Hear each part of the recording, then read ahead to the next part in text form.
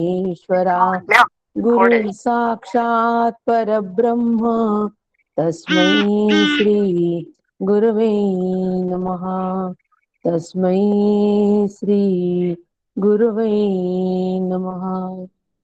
अभाग्यासी करी भाग्यवंत ऐसे श्री गुरु काका श्रीमंत जीवत्वाची खंत स्वरूपी विराली श्रीराम जीवना देण्या अर्थ सद्गुरु काका समर्थ जीवत्वाचा अंत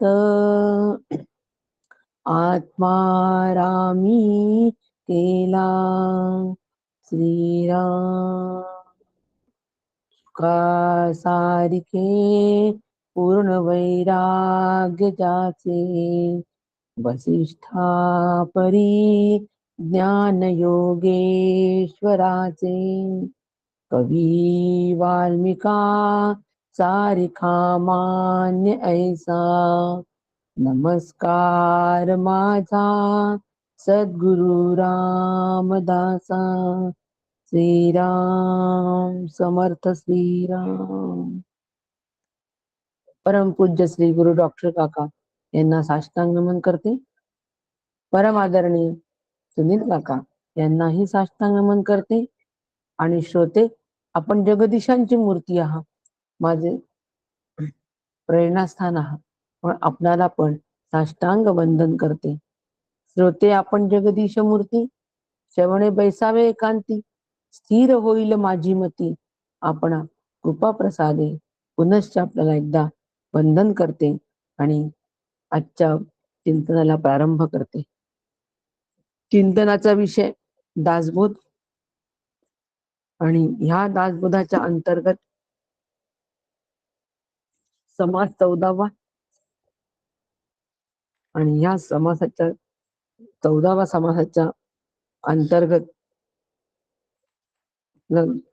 दशक 14वा आणि समास 3रा सुरू आहे आणि तो म्हणजे कवित्व कला निरूपण असं या समासाचं नाव आहे। कवित्व कला निरूपण। आणि आपण गेले 2 वर्ग याचा संपूर्णपणे सविस्तर असा विचार करतोय की कवित्व म्हणजे काय, कवित्व म्हणजे काय, कविता म्हणजे काय।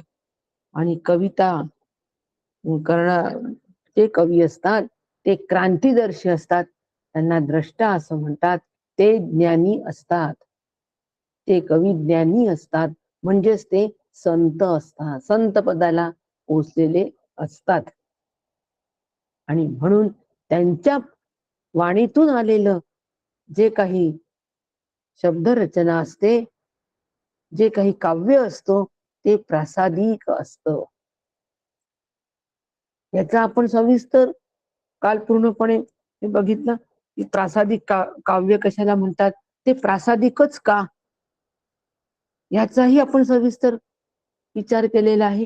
ओवी क्रमांक 22 ते ओवी क्रमांक 34 ह्या सगळ्या ओव्या आम्हाला प्रासादिक काव्य कशाला म्हणतात याबद्दल सुंदर असं मार्गदर्शन समर्थांनी आम्हाला केलेलं आहे। व याच्यानंतर तरी आम्ही प्रासादिक काव्याचाच अभ्यास करावा। भरपूर ग्रंथ असतात, खूप ग्रंथ साहित्य उपलब्ध असतं, ग्रंथ संपदा खूप उपलब्ध असते आणि त्यामध्ये आम्ही जाऊन प्रदर्शन असतं पुस्तकांचं, त्या प्रदर्शनामध्ये जाऊन आम्ही खूप सारी पुस्तकं आणत असतो आणि म्हणतो हीच सगळं जीवन आनंदाने कसे घालवायचे। पुस्तकाचं नाव आनंदी जीवनाचे रहस्य, पुस्तकाचं नाव। कोण लेखक काय वगैरे याच्याशी काही आम्हाला देणं घेणं नसतं, आम्हाला फक्त वरच्या हेडिंगशी देणं घेणं असतं आणि आम्ही वरचं हेडिंग बघतो आनंदी जीवनाचे रहस्य आणि ते पुस्तक आणतो आणि मग त्याच्यामध्ये सगळा ओहापोह असतो की आनंदी जीवन जर आम्हाला करायचं असेल तर मग आम्ही पॉझिटिव्ह थिंकिंग केलं पाहिजे, सकारात्मक विचार केले पाहिजे. आनंदी जीवनाचं रहस्य काय आहे, तर सकारात्मक विचार, असं त्या पुस्तकामध्ये असतो. काही चुकलं का हो त्या पुस्तकामध्ये? हेडिंग पण नाही चुकलं. त्याचे मांडणं, ते ते जे हेडिंग दिले आहे, ते जे नाव दिले आहे पुस्तकाला, त्या नावाच्या अनुषंगिक आतमधलं सगळं मटेरियल असतं. सकारात्मक विचार, जीवनाकडे पाहण्याचा दृष्टिकोन हा सकारात्मक असावा. म्हणजे कसा असावा हे बघा, मी कोणत्या अनुषंगिक हा मुद्दा म्हणते हेही सांगेल. त्याच्यामुळे सध्या कोणी गोंधळात पडू नका की सकारात्मक विचार हवा का. नाही, सकारात्मक विचारांच्या माध्यमातून आनंदी जीवन, असं त्या पुस्तकामध्ये सगळा उहापोह असतो, उल्लेख असतो. आणि उदाहरण देतात की आता समजा आम्ही जेवायला बसलो, ठीक आहे, जेवायला बसलो आणि मीठ घरच्या गृहिणींनी पदार्थामध्ये मीठ टाकायची गृहिणी विसरली. आता मीठ टाकायची विसरल्यानंतर आपण नॉर्मल याच्यामध्ये फटकन जेवणारा जो असतो, तो त्या जेवणाचा भोग घेणारा जो असतो, तो पटकन म्हणतो, आज लक्ष कुठे होतं, सगळं बेचव करून ठेवलंय. असं नाही, नाही, ते त्याच्यावर प्रतिक्रिया व्यक्त होतात. भोग घेणाऱ्याच्या प्रतिक्रिया अशा व्यक्त होतात. मग ते पुस्तक आम्हाला सांगतं, आनंदी जीवनाचं रहस्य, सकारात्मक विचार. हे पुस्तक आम्हाला सांगतो की आता विचार कसा करा की मीठ टाकलं नाही, खूप छान झालं, नाहीतरी मला कमी मिठाचंच डॉक्टरांनी सांगितलंय खायला, आज तर अजिबातच नाही, माझ्या तब्येतीला फार छान झालं हे मीठ. असा विचार करून ते शांतपणे खायचं. आला की नाही जीवनात आनंद, सकारात्मक विचार केला की नाही. परंतु याने हा आनंद टिकाऊ स्वरूपाचा नसतो. एक दिवस सकारात्मक विचार नकारात्मक विचारामध्ये केव्हा परिवर्तित होतील सांगता येत नाही. म्हणून आनंदी जीवनाचं रहस्य सकारात्मक विचार हे नसून, आनंदी जीवनाचं रहस्य वास्तव विचार हे आहे. आणि मला हे सांगायचंय, तुम्हाला आपल्या सगळ्यांना वाटेल की ताई सांगून राहिल्या सकारात्मक विचार करायला, आणि बरेच जण याला सहमत पण असतील, बरेच जणांचा विरोध पण असेल. परंतु वास्तव विचार करणं हा आनंदी जीवनाचा रस्ता आहे. आज जर का पदार्थामध्ये मीठ टाकायचं विसरलेलं आहे, घरची गृहिणीने मीठ टाकायची विसरली, तर भगवंताची इच्छा आहे आज मी असंच खावं. भगवंता तुझ्या इच्छेने, कारण प्रत्येक घडणारी गोष्ट भगवंताच्या इच्छेने होत असते. त्यामुळे असा विचार करून आम्ही जर अन्न सेवन करत असू आणि नीट शब्दामध्ये सांगत असू, आज आपण यामध्ये मीठ टाकायचं विसरणार, काही हरकत नाही, भगवंताची इच्छा होती आज आम्ही अळणीच खावं, वास्तव विचार झाला. आणि ह्या वास्तव विचाराने जे समाधान मिळतो, जो आनंद मिळतो, हा टिकाऊ स्वरूपाचा असतो. सकारात्मक आहे म्हणजे दुसरी बाजू नकारात्मक आहेच. सकारात्मक का म्हणून असं वाटतंय, नकारात्मक आहे म्हणून सकारात्मक. नकारात्मक सापेक्षचा, नकारात्मक या शब्दाच्या सापेक्ष सकारात्मक शब्द आहे. परंतु वास्तव या शब्दाच्या सापेक्ष कोणताही शब्द नाही. रियालिटी, वास्तव, आणि वास्तव विचार करायला आम्ही शिकलो पाहिजे. म्हणून आम्ही प्रासादिक काव्याचाच आग्रह धरावा, प्रासादिक काव्यच आम्ही त्याचाच अभ्यास करावा, तेच गायन, त्याचंच गायन करावं, त्याचंच पठण करावं, त्याचं श्रवण करावं, मनन करावं, आणि निधिध्यासनापर्यंत जाऊन त्या काव्याचा जो उद्देश आहे आनंद रूपता, ब्रह्मरूपता, तीच आम्ही प्राप्त करून घ्यावी, इतकं या प्रासादिक काव्याला महत्व आहे. म्हणून साधकांनी तरी ग्रंथ शोधत बसण्याच्या मागे लागू नका हो. भरपूर ग्रंथ संपदा संतांनी आमच्यासाठी उपलब्ध करून दिली. हे जीवन, हा जन्म कमी पडेल इतकी ग्रंथ संपदा संतांची आहे. आणि सगळं संत साहित्य मला वास्तवाचा विचार करायला शिकवतं. वास्तव विचार करायला. वास्तव काय आहे? वास्तव एकच आहे, ते म्हणजे ब्रह्मसत्ता. बस एवढंच वास्तव आहे, बाकीचं सगळं अवास्तव आहे. आणि त्या अनुषंगिक विचार जर कोण करत असतील तर फक्त संतच करतात. म्हणून प्रासादिक काव्याचा अभ्यास आम्ही सतत करावा. सतत करावा. आणि म्हणून माऊलींनी पण फार सुंदर अशी या कवित्वाबद्दलची माऊलीची उभी आहे 18वा अध्याय. आत्ताच मला आपल्या ग्रुप मधली पद्माकर वैद्य यांचा फोन आला होता आणि त्यांनी मला ही ओवी सांगितली 18व्या अध्यायातली. संत साहित्याचा उत्कृष्ट अभ्यास आहे त्यांचा. आणि म्हणून त्यांनी ही ओवी मला कळवली की ताई आज ही ओवी उद्धृत कराच. ती ओवी अशी आहे की माऊली म्हणते, वाचे बरवे कवित्व, वाचे बरवे कवित्व, कवित्वी बरवे रसिकत्व, रसिकत्वी परतत्व स्पर्श जैसा. प्रासादिक काव्य कशाला म्हणतात? तर माऊली म्हणते की वाचे बरवे कवित्व, वाणीनी काव्य करणं केव्हाही चांगलं. माझ्या वाणीनी काव्य करणं हे केव्हाही चांगलं. आणि त्या काव्यामध्ये रसिकत्व असणं अधिक चांगलं. रसिकता हवी त्या काव्यामध्ये सुद्धा. कुमुदिनी काय जाणे परिमल, काय रसिकत माऊली. माऊलीचे एक अभंग बघा, अत्यंत रसिकतेने परिपूर्ण असा अभंग आहे माऊलीचे. दृष्टांत, अनेक दृष्टांत, अनेक सुंदर सुंदर उदाहरणं. मोगरा फुलला, काय काव्य माऊलीचं, काय सुंदर आहे. तयाचा वेलू गेला गगनावरी. मोगऱ्याला कसं फुलवलंय माऊलीनी? रसिकतेने फुलवलंय. त्यात रसिकता घेतलेली आहे, म्हणजे त्याच्यामध्ये रस निर्माण केलेला आहे. रसोवई 6. ब्रह्मस्वरूप कसं आहे? रसोवई 6. आणि तो रस जो आहे, ब्रह्मरस जो आहे, तो ब्रह्मरस काव्यामध्ये ओतणं याला रसिकता असं म्हणतात. ब्रह्मरस काव्यामध्ये ओतणं. मोगरा फुलला, तयाचा वेलू गेला गगनावर. आणि म्हणून असं कवी बरोबर रसिकत्व, त्या कवितेमध्ये रसिकत्व असेल तर अधिक चांगलं असतं. आणि रसिकत्वी परतत्व म्हणजे त्या रसिकत्वाला जर परतत्वाचा स्पर्श असेल तर ते काव्य प्रासादिक काव्य आहे. परतत्वाचा स्पर्श,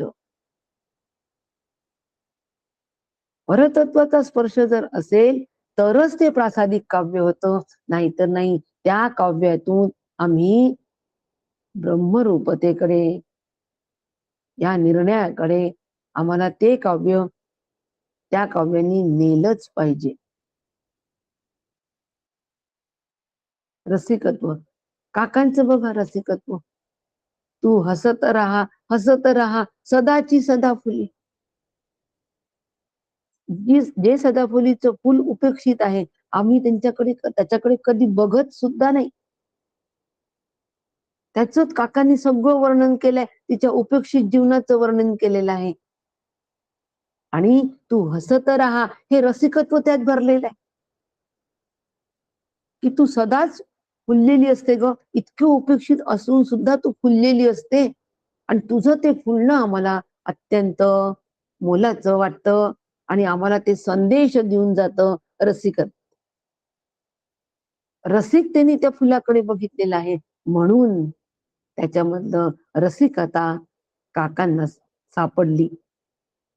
आपल्याला इतकं आपलं आयुष्य गेलं हो, पण सांगा बरं, सदाफुलीच्या फुलाकडे पाहून आपल्याला एक शब्द तरी आठवला का? प्रामाणिकपणे सांगा सगळ्या, एक शब्द तरी आम्हाला आठवला का? त्या फुलाकडे पाहून. हा, एक सगळ्यांचा कॉमन शब्द आठवला. कोणता? ओ. असं हातही करतो आणि असं म्हणतो. का कोणतं फुल आहे? सदाफुलीचं. कोणतं झाड आहे? सदाफुलीचं. ओ. काय उपेक्षित असतं, पण त्यात रसिकता भरली काकांनी. आणि जीवन तुझं सम असा, माझं जीवन हे तुझ्यासारखं असावं.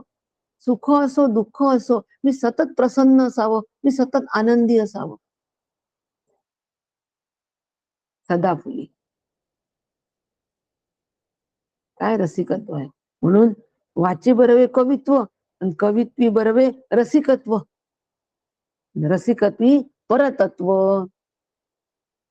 जीवन तुझं सम व्हावे, तुझ्यासारखं माझं जीवन प्रसन्न राहिलं पाहिजे. आणि प्रसन्नता हा ब्रह्माचाच एक लक्षण आहे. अखंड प्रसन्न, अखंड आनंद.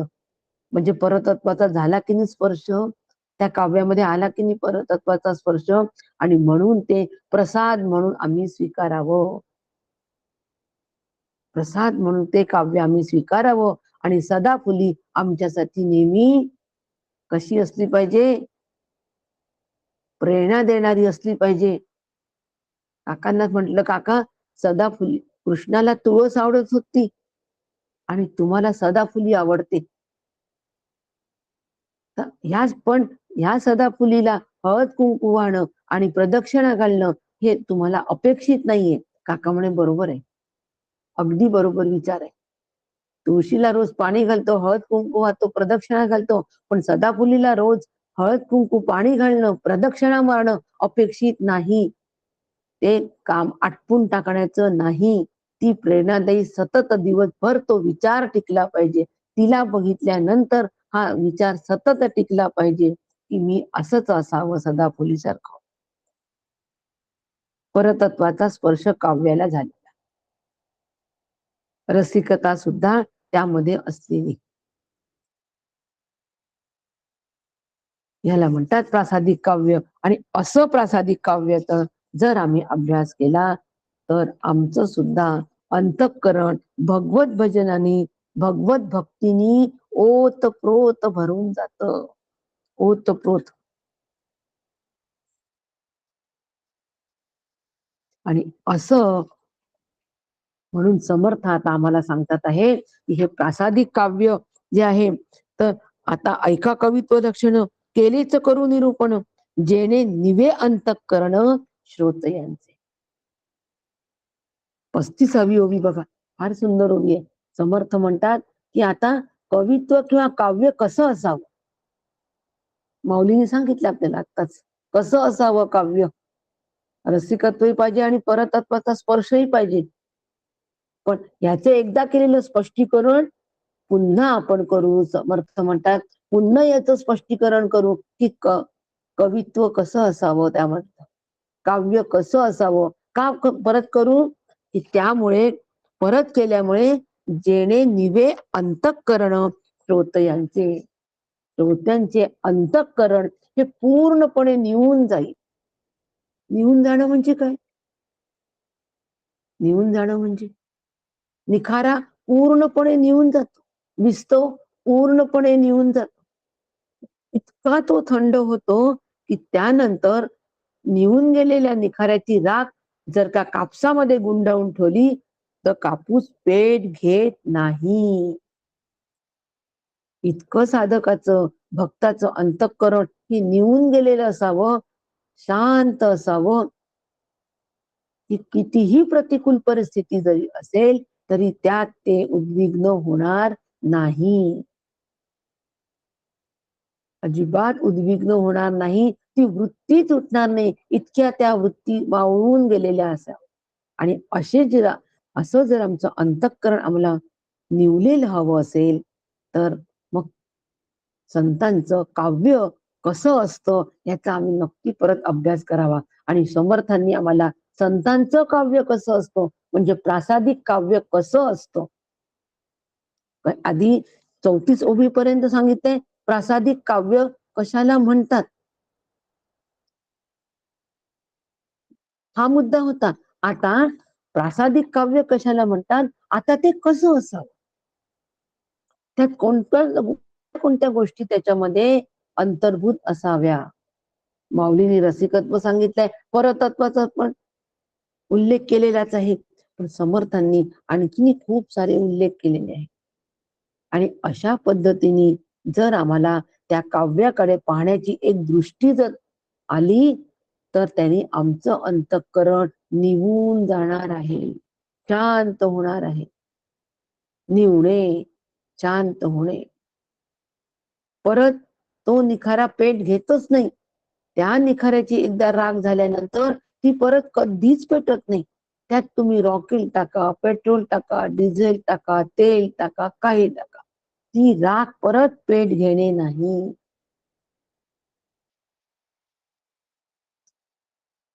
तसं माझं अंतःकरण एकदा निवून शांत झालं की ते परत हा सिनेमा आता न फिरे माघारी. एक आता माघार घेणं नाही त्या अंतःकरणाने. बैसले शेजारी गोविंदाचे, गोविंदाच्या शेजारी ज्यावेळेला आम्ही बसलेलं राहू, म्हणजे हे अंतःकरण गोविंदाचं सतत ध्यान करत असेल, गोविंदाशिवाय दुसरं त्या अंतःकरणामध्ये ठावच नाही. त्या अंतःकरणाने कोणाचा कशातच ठाव घेतलेला नाही. ते अंतःकरण माघार कधीच घेत नाही. म्हणून तर नाथ महाराजांच्या अंगावर 108 वेळेला फुंकल्यानंतर सुद्धा ते अंतःकरणामध्ये वृत्ती लवलेश सुद्धा उठला नाही. त्याला निवळं असं म्हणतात. त्याला निवळं असं म्हणतात. तुकाराम महाराजांची ज्या वेळेला गाढवावर मिरवणूक काढली, त्यावेळेला महाराज म्हणतात, आवले अगं ये, आपली लग्नात वरात कुठे निघाली होती, आज बघ पांडुरंगाची काय इच्छा आहे, आपली वरात काढावी अशी इच्छा आहे पांडुरंगाची. आणि ह्या पांडुरंगाच्या इच्छेला आपल्याला समोर जावंच लागेल की. वास्तव विचार, वास्तव विचार केलेला आहे. आनंदी जीवन त्यांनी निवून गेलं अंतःकरण. असं अंतःकरण आजच्या आपल्या ह्या ज्या उरलेल्या ओव्या आहेत, याचा जर का आम्ही अशा पद्धतीने त्या काव्यांचा, आम्ही प्रासादिक काव्याचा आम्ही विचार केला. दासबोध हे सुद्धा प्रासादिक काव्यच आहे. ज्ञानेश्वरी ही सुद्धा प्रासादिक काव्यच आहे. मग ज्ञानेश्वरी, दासबोध, एकनाथी भागवत, तुकाराम गाथा, आत्माराम, मनाचे श्लोक, या सगळ्या प्रासादिक काव्यांचा अभ्यास करताना आम्ही त्यामध्ये नेमका कोणत्या मुद्द्यांचा शोध घ्यावा, हा आपला आजचा विषय आहे. फार सुंदर विषय. साधन आहे, साधन आहे, अभ्यास आहे. पुस्तक घेतलं, वाचलं, टाकलं नाही. घेतलं अभंग म्हणून टाकणे नाही. त्या अभंगाचा पूर्ण विचार करून तो विचार आत्मसात करेपर्यंत त्या अभंगाचा पाठपुरावा करायचा. आता असं असेल तर आम्हाला ते प्रासादिक काव्य खऱ्या अर्थाने प्रसादे सर्व दुःखानाम हा निरस्य उपजायते, प्रसाद देई, प्रसन्न चेतसो याशो बुद्धीत पर्यवती.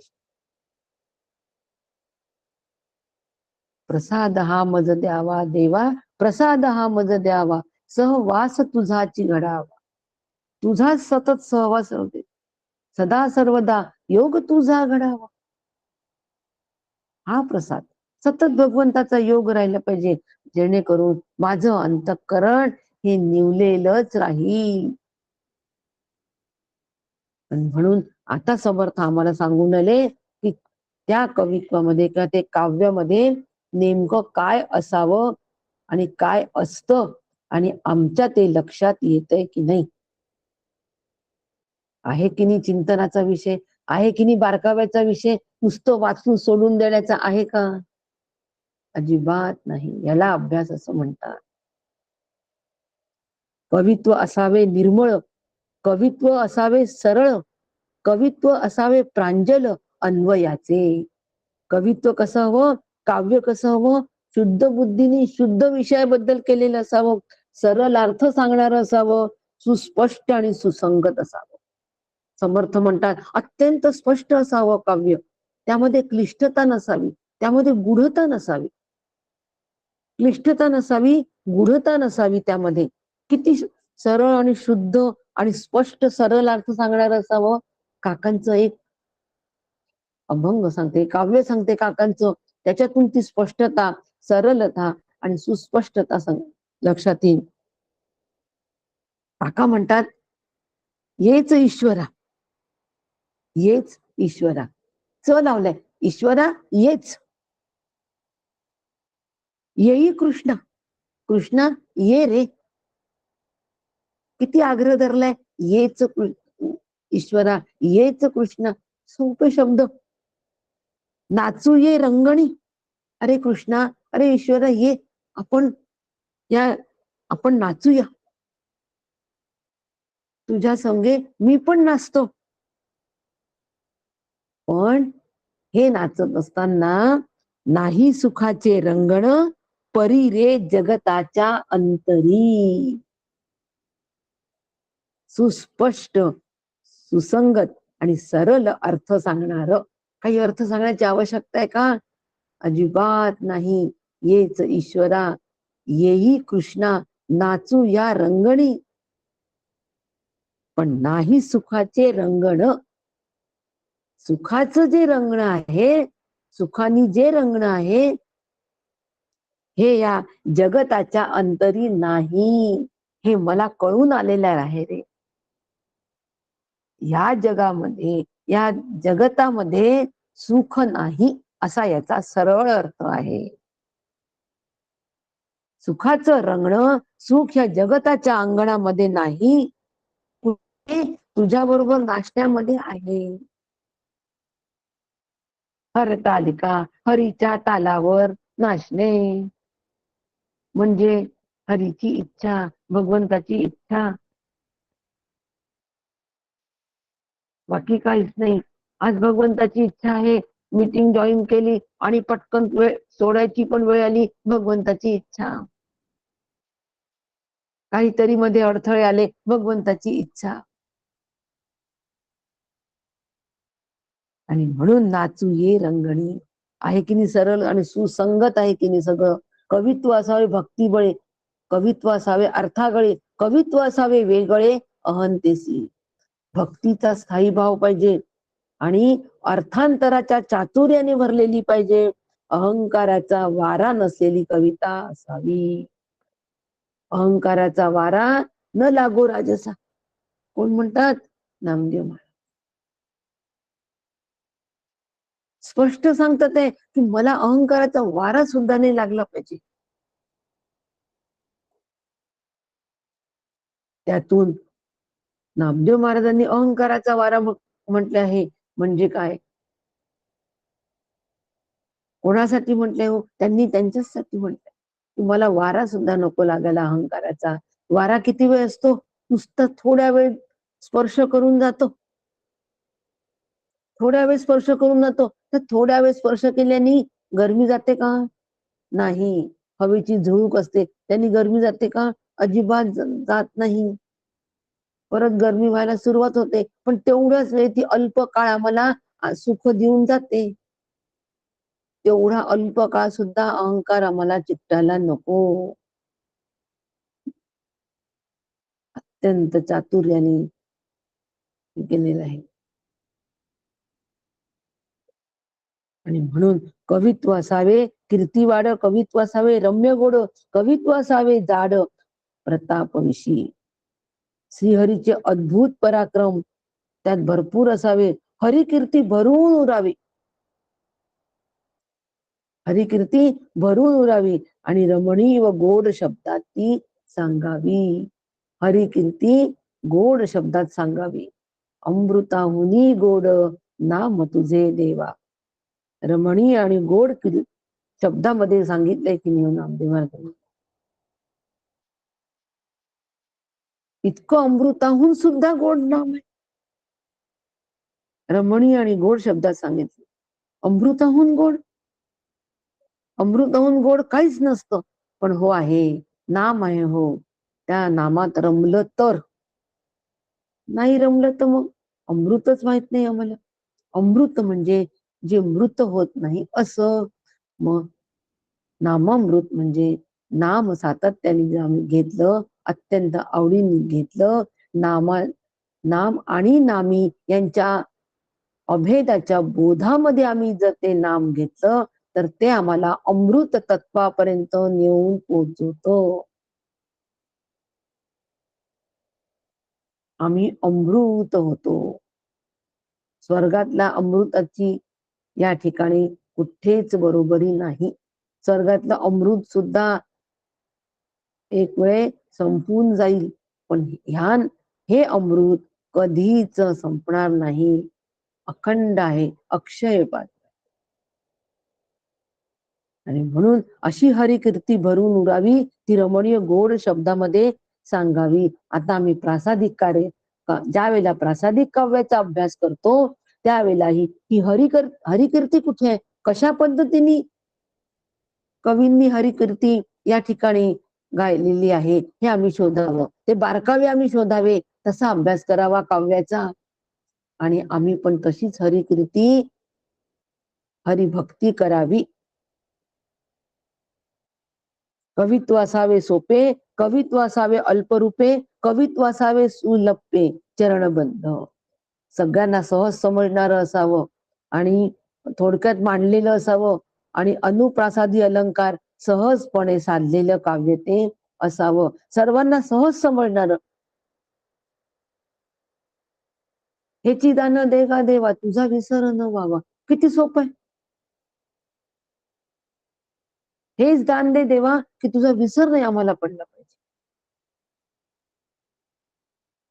अगदी सोपं. आता विश्वात्मके देवी, येणे वाग्यज्ञे तोषावे, तोषोनी मज द्यावे पसाय दान. सहज सोपं समजणारं असं काव्य. आणि ती सरलता त्यामधली लक्षात घ्यावी. ह्याची दान देगा देवा, तुझा विसर न व्हावा. असं इतकं सरळ ज्यावेळेला आम्ही काव्य वाचतो त्यावेळेला अंतःकरणात ते ठसतो. आणि काय मागितलंय संतांनी, फक्त तुझा विसर नको होऊ दे रे बाबा, एवढंच मागितलंय. आता मी ते काव्य वाचत असताना माझ्यावरती जबाबदारी आली की नाही, मला अर्थ समजल्यानंतर अर्थारूढ होणं मला सहज शक्य आहे की नाही? सहज शक्य आहे. आणि म्हणून मृदू मंजूळ कोमल भव्य अद्भुत विशाल गौल्य माधुर्य रसाळ भक्ती रसे. काव्य मवाळ मंजूळ नाजूक शब्दांनी पण गुंफलेलं असावं. नाजूक शब्द असावे की ते नाजूक शब्द आम्ही, त्या नाजूक शब्दांनी आम्ही त्या काव्याकडे आकृष्ट होऊ आणि त्या नाजूक शब्दांचा अर्थ काय होतो ते आम्ही सहज अर्थांतर करण्यासाठी प्रवृत्त होऊ आणि अर्थारूढ होण्यासाठी प्रवृत्त होऊ. ऋण झुण रे भ्रमरा, सांडी तू अवगुण रे भ्रमरा. केवढे नाजूक शब्द आहे. ऋण झुणू केवढं नाजूक शब्द आहे, केवढे मंजूळ शब्द आहे. ऋण झुणू काय वाजतं? पायामधले चाळ वाजतात, घुंगरू वाजतात. रुंझुण. छोट्या मुलांच्या पायामध्ये आपण चाळ टाकतो आणि तो ज्या वेळेला एक एक पाऊल समोर टाकतो त्यावेळेला किणकिण किणकिण किणकिण आवाज येतो. अत्यंत मधुर आणि मंजूळ असा तो आवाज येतो. मुलगा कुठे खेळतोय हे आईला कळावं म्हणून ती त्याच्या पायात चाळ टाकून देत असते. आईला मुलाचं अनुसंधान राहावं म्हणून ती चाळ टाकत असते. आणि माऊलीने तीच कल्पना उचलली आहे. ऋण झुणू रे भ्रमरा. भ्रमरा तू कसा आहे? ऋण झुणू करणार आहे. सांडी तू अवगुणू रे भ्रमरा. भ्रमर त्या जीवाला म्हटलेलं आहे. आणि हे सतत मला भान असावं की मला अवगुण टाकायचे आहे आणि सद्गुण वाढवायचे आहे. काहीतरी धरावी सोय आगंतुक गुणाची, याच सतत भान राहण्यासाठी ऋण करणारा भ्रमर तिथे माऊलींनी भ्रमराचं रूप घेतलेलं आहे. काय काव्यामधलं मंजुळत आहे, नाजूक शब्द आहे. आणि असे अक्षरबंध, पदबंध, आता हा व्याकरणाचा भाग आहे सगळा, की 41वी ओवी जी आहे ही व्याकरण आम्हाला सांगते की ह्याही व्याकरणामध्ये बंदिस्त असलेलं काव्य असावं. कुसुम बाणासारख्या जाती, शार्दूल विक्री जाती, वृत्त, अनुष्टुभ छंद, रामरक्षा आहे ना, अनुष्टुभ छंदादी, अनुष्टुभ छंदामध्ये रामरक्षा बंदिस्त केलेली आहे ती. श्री सीता रामचंद्र देवता अनुष्टुभ छंदा, सीता शक्ती, श्रीमत हनुमान किलकम, श्रीरामचंद्र प्रीत्यर्थे जपे नयो कहा.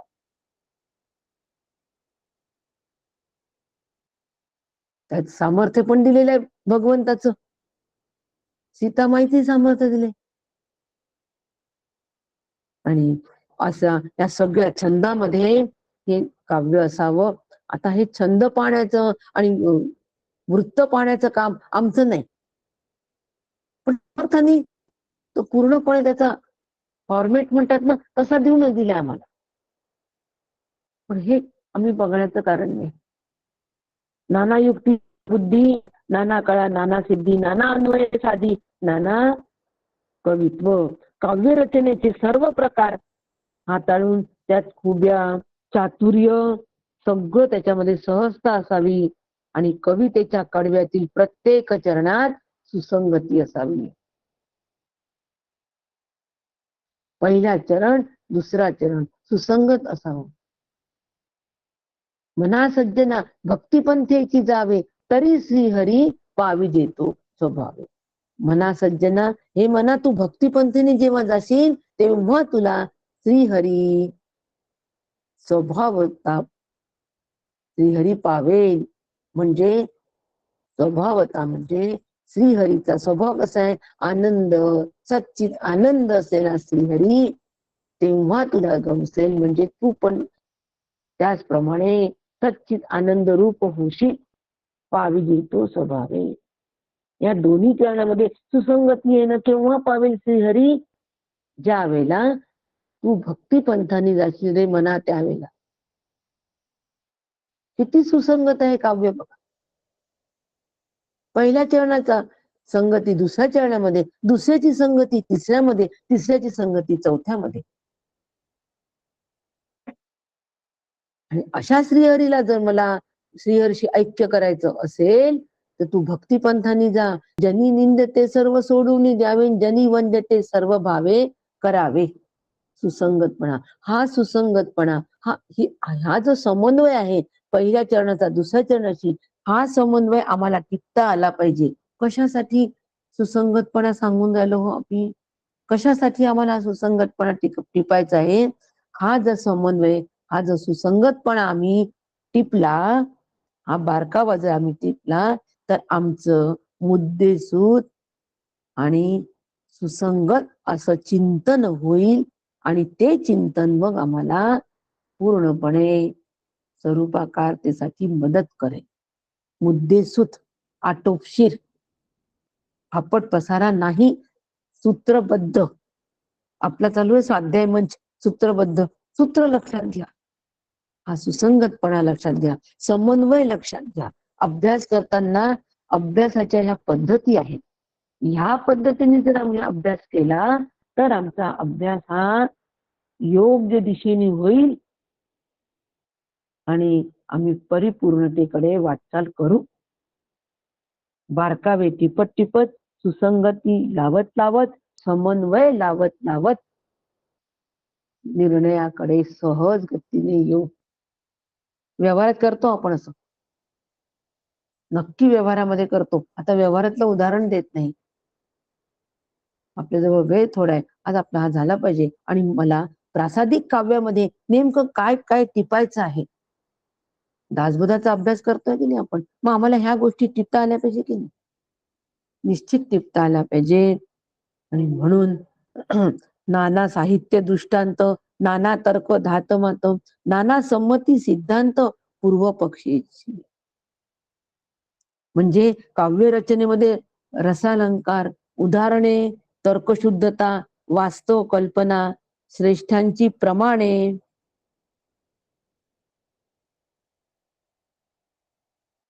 श्रेष्ठांची प्रमाणे व पूर्व पक्षासह सिद्धांत पक्ष मांडता आला पाहिजे.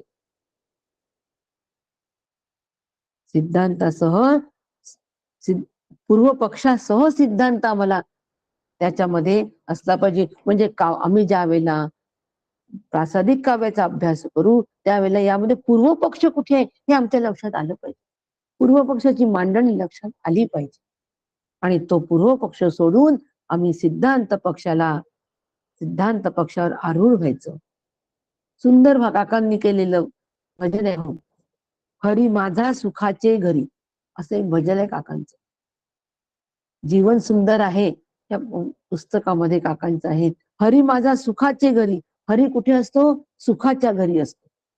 मग सुखाचं घर कसं, कोणतं घर आहे हो सुखाचं? तुमच्या घरी फारच सुख आहे हो, सगळं कसं छान अनुकूल आहे, त्याला सुख म्हणावं का? तुमच्याकडे सगळ्या उपलब्धी आहेत, आई तुम्हाला कशाची सुख पायाशी लोळण घेत आहे. किती लोळण घेतो हो सुख पायाशी? आता अंबानीच्या मुलाचं लग्न झालं, 2,500 पक्वान्न होती.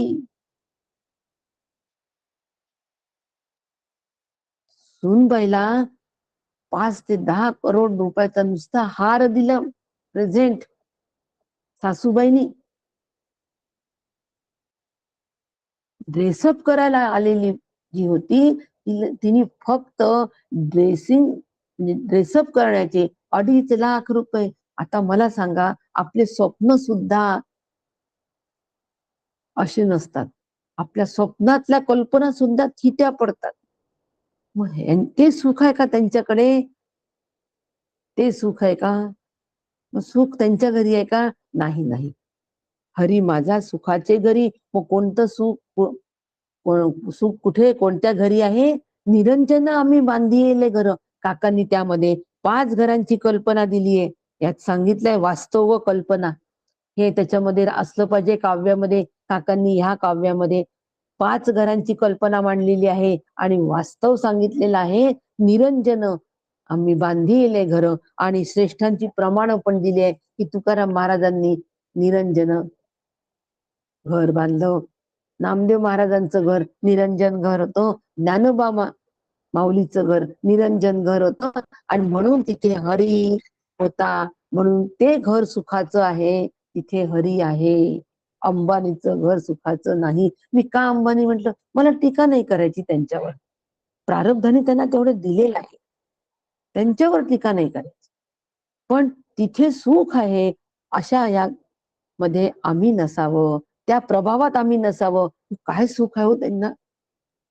बापरे, एक एक प्रेझेंट आलं, ते हिऱ्याचं प्रेझेंट, 5-5 करोड रुपयाचं प्रेझेंट. असं आम्ही या प्रभावात नसावं. ठीक आहे, आला आनंद आहे, असेच राहू. भगवंताची इच्छा आहे, भगवंतानी त्यांना असंच अलोट द्यावं. जेवढं प्रेम भगवंताचं अलोट आहे तेवढंच भगवंतानी त्यांना ऐश्वर्यही अलोट द्यावं.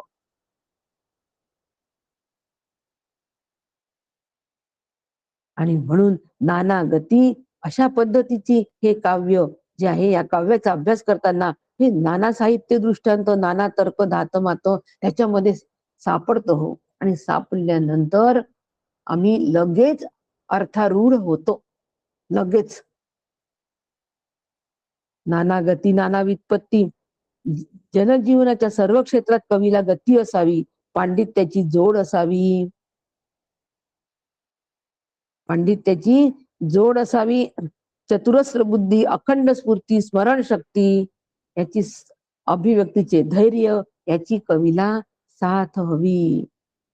आणि शंका आशंका म्हणजे वेदांत शास्त्राच्या यथार्थ अभ्यासातून झालेल्या काव्य रचनेमध्ये शंका, कुशंका, संशय हे सगळ्याचा नीट समाचार घेऊन त्याचे परिमार्जन झाले पाहिजे. वेदांत शास्त्राचा यथार्थ अभ्यास, विश्वाचे अर्थ माझ्या मनी प्रगट, अवघेची झाले देह ब्रह्म.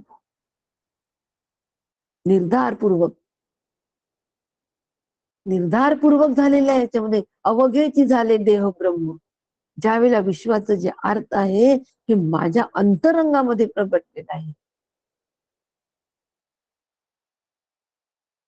त्यावेळेला मी ब्रह्मरूप होऊन राहिलेलो आहे. या काव्य रचनेत शंका नाही, कुशंका नाही, संशय या सगळ्याचा नेमकं ब्रह्मरूपता म्हणजे काय, या सगळ्याचा उहापोह आम्हाला अशा काव्यातून काढताच आला पाहिजे. नाना प्रसंग, नाना एक अभंग खूप होतो हो.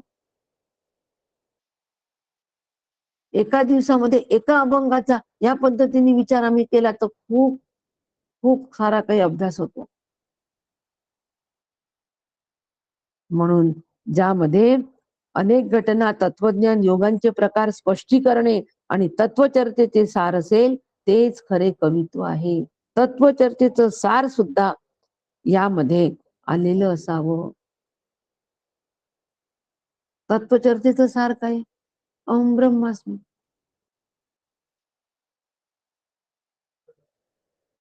अहं ब्रह्मास्मी हेच तत्वचर्चेचं सार आहे. जीव ब्रह्म ऐक्य हेच तत्वचर्चेचं सार आहे. या साराचा विचार यामध्ये आलाच पाहिजे. म्हणून नाना साधने पुरश्चरणे, नाना तपे तीर्थाटने, नाना संध्या फेडणे या नाव कवित्व.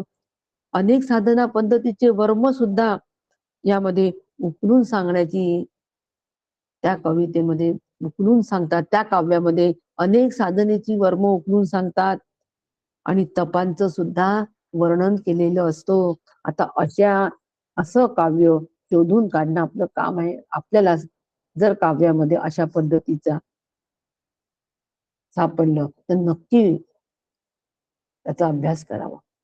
तर प्रत्येक ओवीचं जर ओवी भजन काव्य देत बसली बराच वेळ लागेल. म्हणून जे सहज सहज जे आपल्याला सहज माहिती आहे अशांचेच रेफरन्सेस दिले, त्याला ओवी पटकन आकलन होते.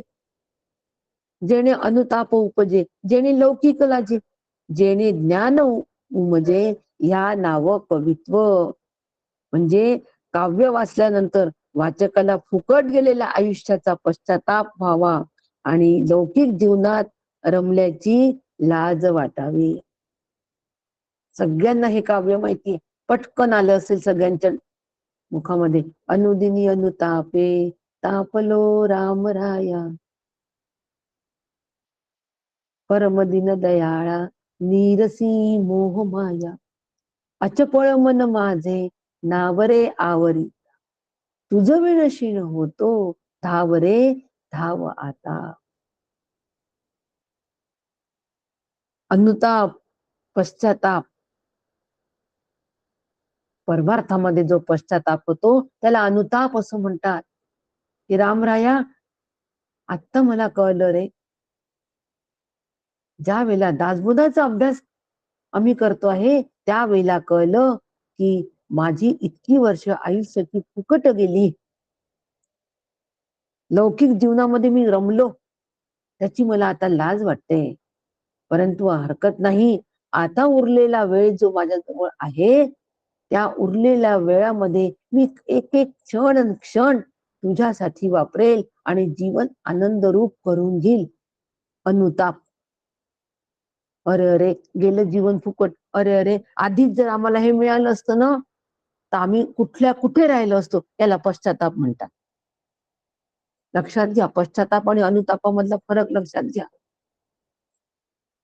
आधीच जर आम्हाला हा मार्ग मिळाला असता, काका जर आम्हाला आधीच मिळाले असते ना श्री गुरु म्हणून, तर आम्ही आतापर्यंत कुठे गेलो असतो, ब्रह्मरूप झालो असतो. असं मग ज्यांना काका पहिलेपासून मिळाले ना त्यांना विचारा की तुम्ही ब्रह्मरूप झाले का.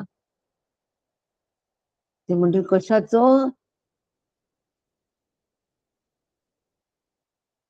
काका आधीच मिळाले असते ही पळवाट आहे.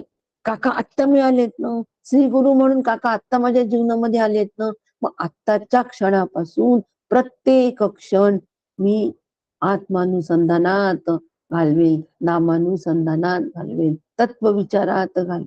रिकामा वाया जाऊ नये क्षण. अनुताप पोटी असावा अनुताप, अनुदिनी अनुतापे.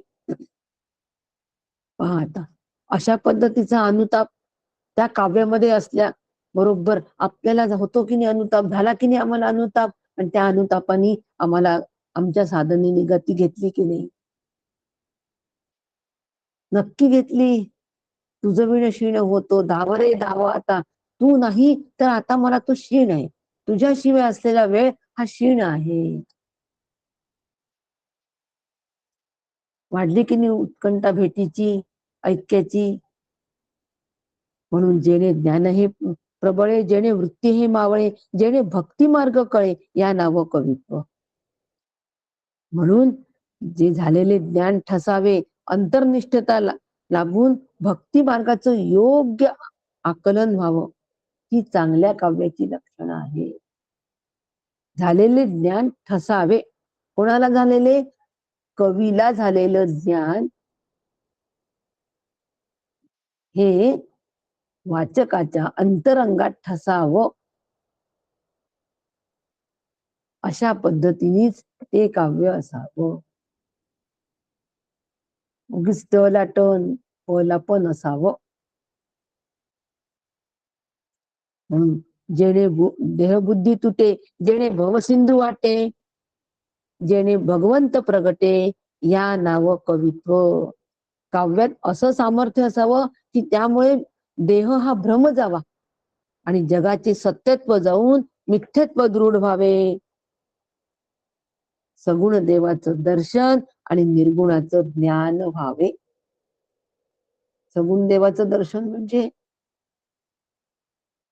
मग आता सुंदर ते ध्यान उभे विटेवरी म्हटल्याबरोबर आमच्या समोर विठोबा उभा राहणार आहे का?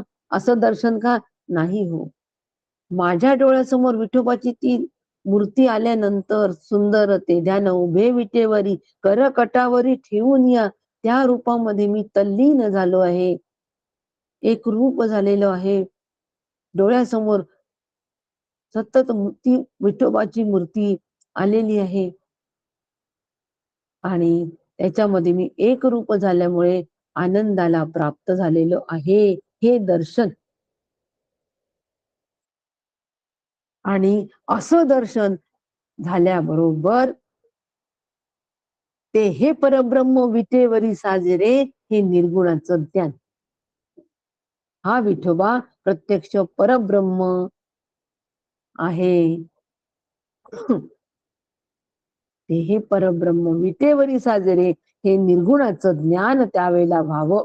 म्हणून आधी दर्शनाचा आनंद घ्यावा, म्हणजे दर्शनामध्ये त्या रूपामध्ये एकरूप व्हावं, सगळा विसर पडावा आणि रूपामध्ये एकरूप व्हावं. रूपात एकरूप झाल्याबरोबर रूपाकडून स्वरूपाकडे जाता आलं पाहिजे. म्हणून जगत दिसे तैसे आहे, देह बुद्धी भरून राहे, मी करता मी भोगता पाहे, सुख ना लाभते. काकांचं आहे. काकांचं काव्य काकांनी केलेलं आहे की जगत आहे तसंच आहे रे बाबा, देहबुद्धी तशीच भरून आहे.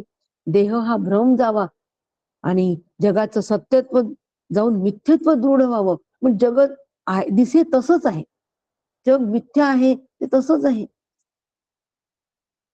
देहबुद्धी पण भरून राहे, मी करता मी भोगता, यांनी सुख होणार नाही, यांनी सुख होणार नाही. मग कशाने होईल सुख? हा देहबुद्धी गेल्यानंतर सुख होईल, याच सरळच उत्तर आहे. मग देह भ्रम जावा, जगत मिथ्यत्व हा निश्चय व्हावा. काय काव्य केलंय श्री गुरूंनी हो. जेणे सद्बुद्धी लागे, जेणे पाषांड भंगे, जेणे विवेक जागे या नाव कवित्व. प्रासादिक काव्य रचनेने वाचकाला सद्बुद्धी होते आणि पारमार्थिक विवेक जागा होतो. पारमार्थिक विवेक, प्रासादिक काव्य रचनेने पारमार्थिक विवेक जागा होतो. कोणता आहे पारमार्थिक विवेक? ब्रह्म सत्य जगन मिथ्या.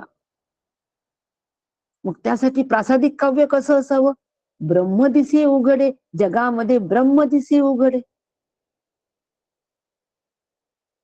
एकची माती नाना परी भांडी, रांजण आणि सुगडे, जगामध्ये ब्रह्म दिसे उघडे. झाला पारमार्थिक विवेक. ब्रह्म उघड आहे. मातीचे अनेक भांडे असले तरी फक्त ती मातीच आहे. भांडी अवघा तो पसारा, वाऊगाची तो पसारा आहे. एक विठ्ठलची खरा.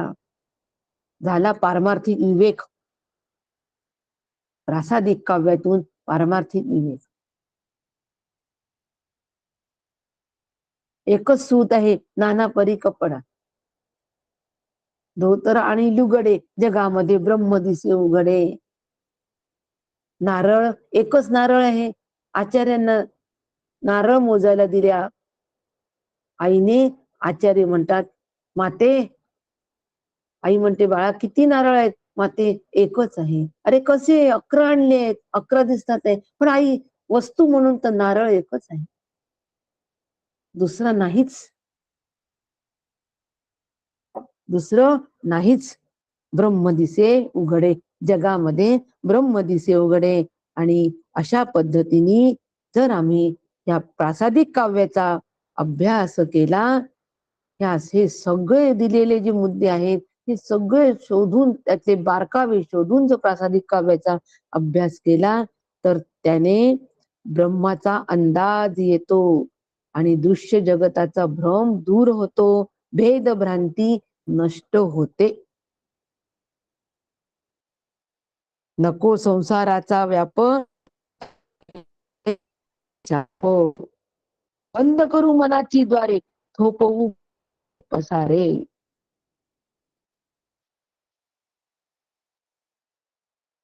जीवन सोपवू आनंदारे, होऊया अनंत. आनंदावर जीवन सोपवू आणि आम्ही अनंत होऊ. भेदभ्रांती नष्ट झाली, भ्रम दूर झाला. जेणे होय समाधान आणि जेणे तुटे संसार बंधन, जया मानिती सज्जन तया नाव कवित्व. आणि अशा प्रासादिक काव्याने वाचकाच्या अंतःकरण वृत्तीचे सम्यक आधान म्हणजे समाधान टिकून राहतं आणि आसक्तीचं बंधन तुटतं. फलश्रुती या 52 आणि 53 ओवी क्रमांक 52 आणि ओवी क्रमांक 53 फलश्रुती आहे. कशाची? प्रासादिक काव्याचा अभ्यास केल्याची फलश्रुती आहे. आसक्तीचं बंधन तुटतं. तू हसत राहा, हसत राहा, सदाची सदा फुली. समाधान, आनंद, प्रसन्नता, अखंड प्रसन्नता टिकून राहते. आणि म्हणून आम्ही या प्रासादिक काव्याचा अभ्यास नियमित करावा. ऐसे कवित्व लक्षण सांगता ते असाधारण, परंतु काही एक निरूपण बुजावया केले. अशी काव्याचे अनेक लक्षण कितीतरी सांगता येतील, परंतु साधारण समाधान होण्या इतके स्पष्टीकरण केले आहे.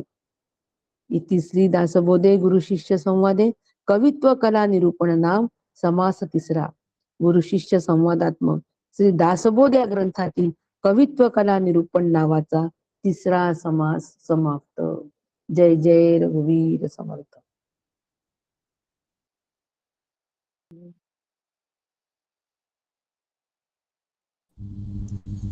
रामकृष्ण हरी.